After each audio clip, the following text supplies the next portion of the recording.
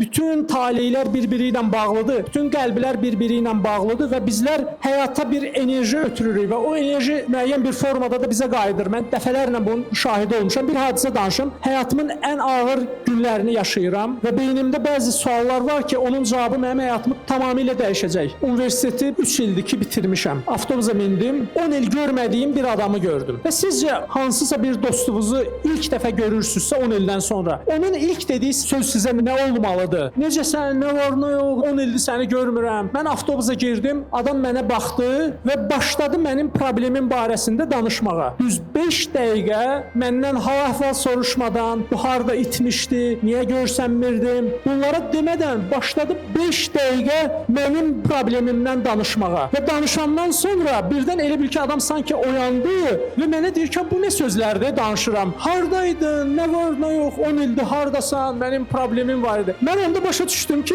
deməli bir adamın dili ilə həyat bizə nə isə çatdıra bilər. Sadəcə olaraq diqqətli qulaq asan olmaq lazımdır. Bax, mən danışıram, əmin olun ki, sizin ailə həyatınızdan tutmuş gələcək qərarlarınızla bağlı özüm bilmədən də bəzi sözlər deyirəm. Hətta soruşsaz ki, bax bu söz mənə aiddir, bunu niyə dedin? Mən anlaya bilmərəm ki, mən onu niyə dedim. Bax, belə bir şeylər olur və mən buna inanıram həyatımda, yəni bu 100 illik ömrümdə bunun həqiqətən şahidi olmuşam. Ona görə mən əminəm ki, həyatda